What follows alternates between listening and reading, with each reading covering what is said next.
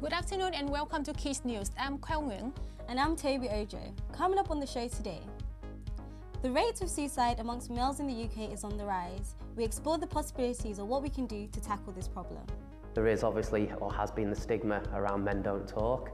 Actually, if you came to an Andy's Man Club, then you'd find that men do talk, and they're pretty good at it, to be honest.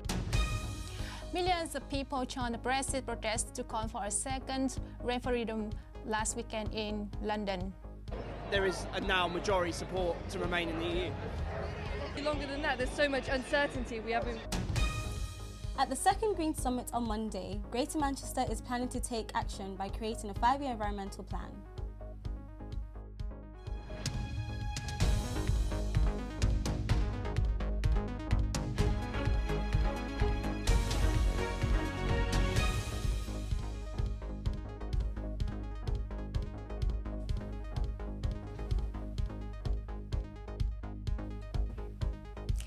Our top story today is the rise of male suicide in the UK. Suicide is the single biggest killer of men in this country. We spoke to Don from Andy's Man Club to find out what they are doing to help tackle this problem. Suicide is the biggest killer of men under 45 in the UK, with around 4,500 male suicides every year. One of the recent victims is the Love Island star, Mike Thalassitis. Mike's official cause of death has been revealed as suicide. Why do men struggle with their mental health and commit suicide? The risks and factors are so complex. It has a huge variability and range. There is a place where men can belong and speak safely without feeling judged. Andy's Man Club was formed in early 2016 by Luke Ambler. Dan Rowe is one of the 3 facilitators at Andy's Man Club in Manchester. He explained us how is the regular meeting in the group. Yeah, so we meet every Monday night, 7 p.m. There's 18 clubs throughout the UK currently, and it's a peer-to-peer support group. So we generally have a ball that is passed around. There's 5 questions, and it gives people an opportunity, or gives blokes an opportunity to talk about how things as simple as how the week's been. There's an opportunity to offload anything that they've got going on in their lives, and then we always finish the last 2 questions are all positive. So it's about getting blokes into the room and giving them the freedom and feeling safe to really talk about what's going on in their lives and the challenges that they're having. Men shouldn't suffer in silence, and this Man Club helps men know that. Last Saturday, 1 million people marched on Westminster to call for a second referendum.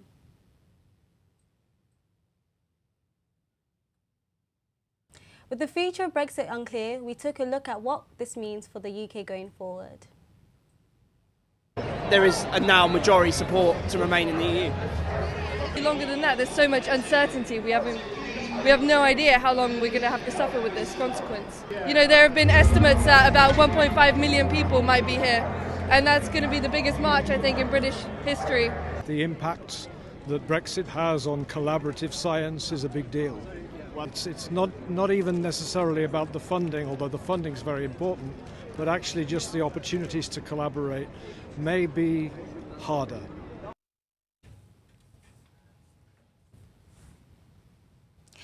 With us today is Joe White from Manchester for Europe.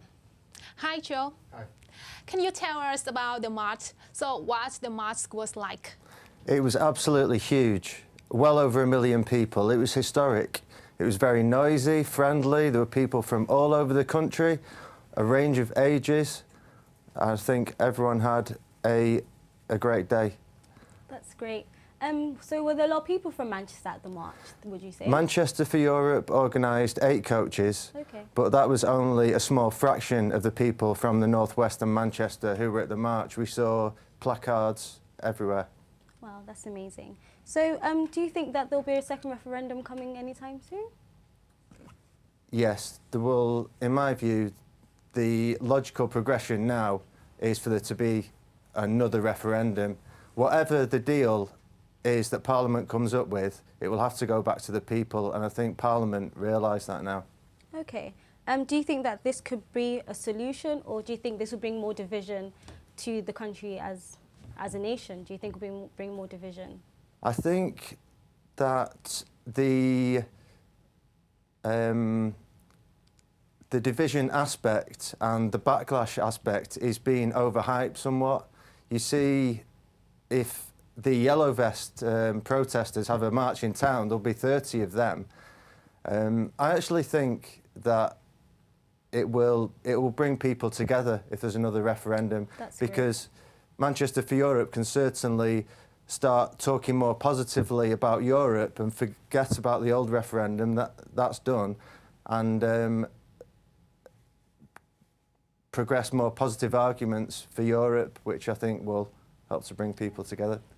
Just last question, do you think this will have a great impact for the north of England, such as Manchester? What do you think? Do I think Brexit will have a great impact? Very quickly. OK, well, the regional impact assessments show that Brexit will be massively detrimental for the UK, and the North West will be affected more than most regions. So we want to see no Brexit. OK, thank you so much, Joe, for your time. Thank you. On Monday, Rector Manchester Council published a 5-year environmental plan for reducing carbon emissions. Hundreds of people attended to the second Green Summit on Lorry in Media City, UK. Many different regional leaders who are partners in this bold plan also joined the event.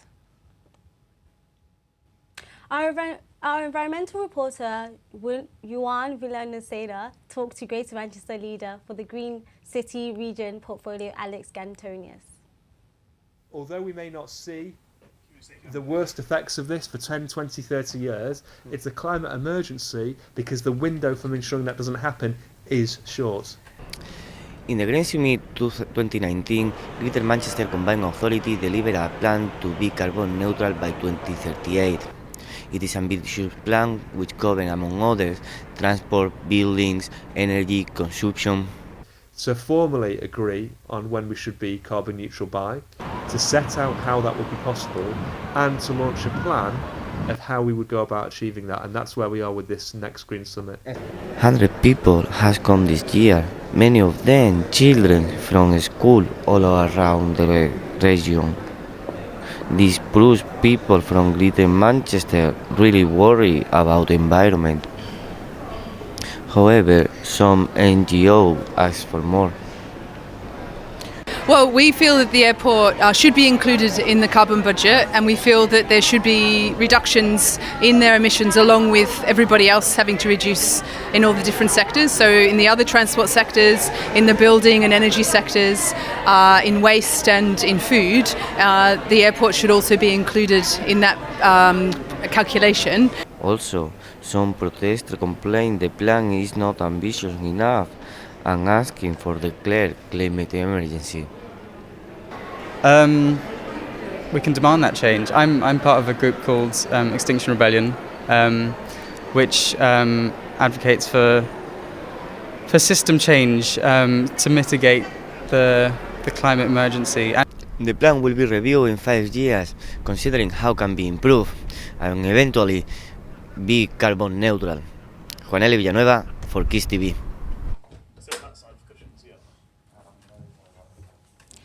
Manchester City hosted the Blue Moon Run for City in the community, which joined in the fun.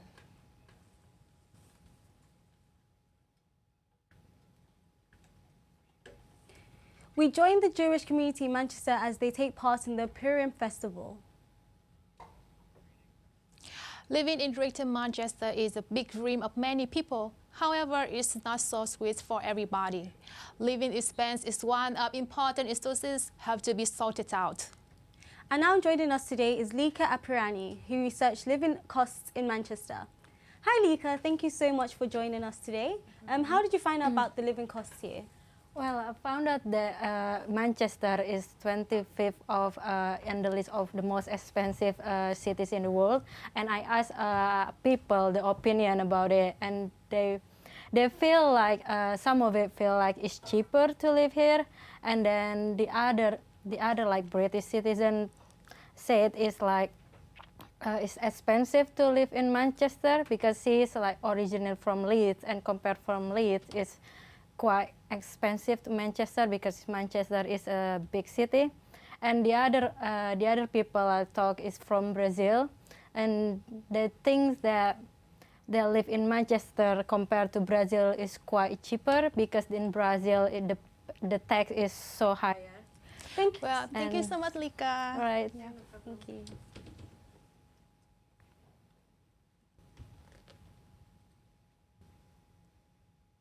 Thank you, Lika. Now we're going to hear from others. 800 per month. In Brazil it's more expensive than here. I think here it's expensive, but with the minimum wage you can live, you know. I think it's okay. Not cheap. Yeah, you cannot compare with that. It's different standard of life. I think especially the public traffic here is too expensive. Yeah, I think in Manchester, yeah. I think maybe it's more busy or something. I think it's maybe like bigger than Leeds, so I think they try and make stuff more expensive. On Sunday was the 5K Blue Run at Etihad Stadium, Manchester. I went out to find out more. Today was the annual 5K Family Blue Run, with many City fans celebrating everything blue. Blue Run, which is a 5K all blue colour run. All ages, the little ones take part, the grandparents, and all the money raised from today goes to City in the Community. City in the Community is a charity that helps bring positive change to communities in Manchester. Like all the marshals were really pushing everyone on. That was really good as well. The wind was a bit hard when you're running through the blue stuff. I just wanted to do it to prove to myself that I can do something. That's why I did it. This is our second time to do the run. We like it's a good day out for the family. We get our kids to come. This year we've got our friends with us as well. So it's a really good feeling kind of event. Plus we're City fans, so yeah, this is the place to be. They are using the football effect to promote health and increase educational access and engagement for young people aged 11 to 24. Each year, they provide over 2,000 hours of free education, delivering over 750 qualifications for young people across Manchester. City in the Community hope to use the funds raised today at the Blue Run to continue their good work.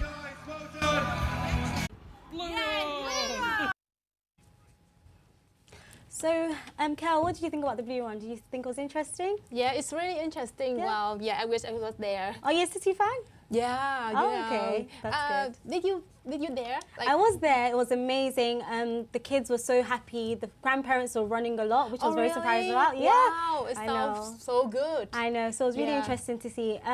So that's it for the Blue Run. I know we're meant to talk about the Jewish community today and things that happen in the Jewish community. I know that they had an event also this weekend. Wow. And they're celebrating the traditional, I think it was the Hanukkah that they were doing, which was really interesting too. So, yeah. That's so good because I'm an international student, you know. My first time here, I wish I could be in every event here in Manchester. Yeah. It's wonderful. I love it. Yeah. So you are enjoying Manchester, aren't you? Then? Yeah, I do. Really. This, you know, people and culture, environment, so absolutely very good for me, you know. That's amazing. Yeah. Okay then.